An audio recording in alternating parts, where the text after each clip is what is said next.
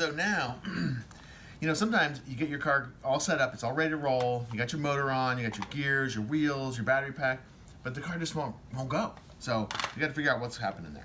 So first thing to do is to make sure that you have connected all of your wires. Remember that you need to have the wires from your motor need to be connected. 2 wires connected to the motor.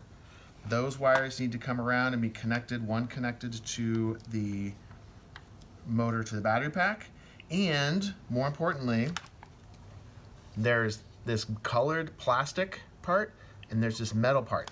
If you connect your alligator clip to the plastic part, that will not allow the electricity to go through. That plastic part is intended to be an insulator, so electricity does not flow through it. And so if I hook this up now, even if I put the metal part on this side, my motor is not spinning, it's not running. So you have to make sure you connect metal to metal. And as soon as I do that, on both sides,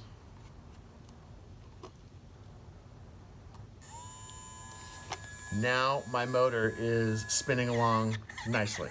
So that's what I need. But my wheels aren't turning, right? If I put this car down, it's not going anywhere because this gear is not, hey, that hurt.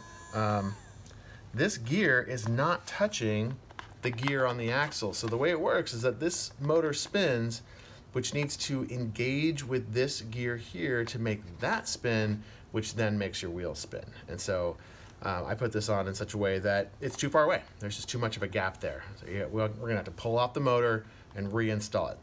I did something else on this one too, that I put the motor on the bottom of the car, which isn't wrong, except that with these particular wheels, the motor is lower than the wheel itself. And so the wheels will just never touch here because the motor is getting in the way.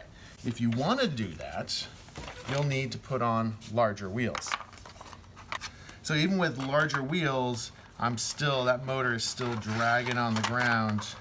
There's a little bit of movement with the wheels, but I'm getting a lot of friction on the bottom here. So you need to make sure you have your motor up on top of the car. So the opposite side of the bearings. All right? So you have tried out, you made sure your motor is on the right side of the car. You've made sure that all your wires are connected, metal to metal, all that is good. But it's still not working. So we hook up our wires here, and I'm just gonna go red to red, black to blue. And I heard some noises when I connected it, but it's still not spinning. See, look at that, it's still not moving around. So one thing to check is to make sure that you don't have too much friction between your motor here, the motor gear, the pinion gear, and the drive gear. That could be causing a problem. But much more often, it's just that the tires are on too tight. You squish the tires on a little bit. So if you just back off the tire just a little bit, it starts to run. So if you have too much friction in there, the motor can't overpower that. Now we're rolling, right? Now we're spinning. Another thing that is pretty common, because we have these wires kind of going everywhere, is if you have a situation where the metal of this alligator clip touches the metal of this alligator clip, it will stop or just really slow down. That's called shorting out the electrical current. Because what's happening when I do this, when I touch this one to this one, is that the battery, electricity wants to take the path of least resistance.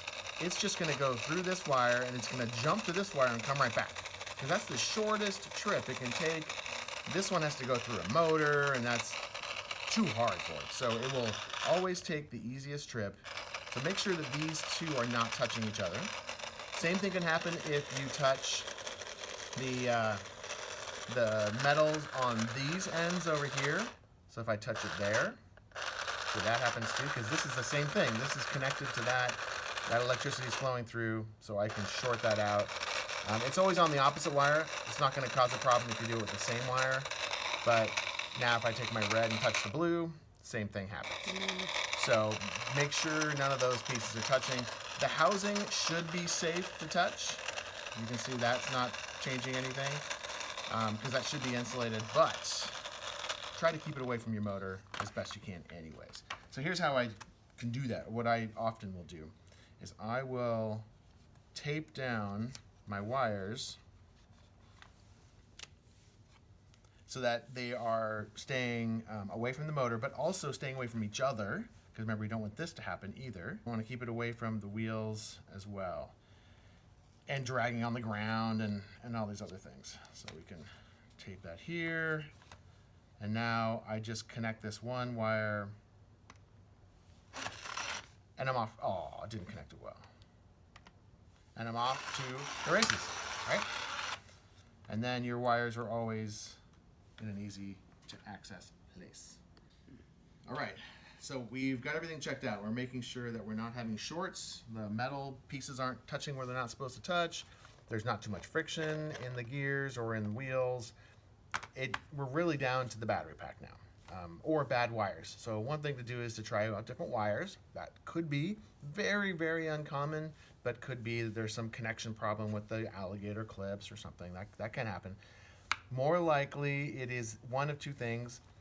The battery packs sometimes will be a little bit sticky and the batteries won't get pushed up against the contacts.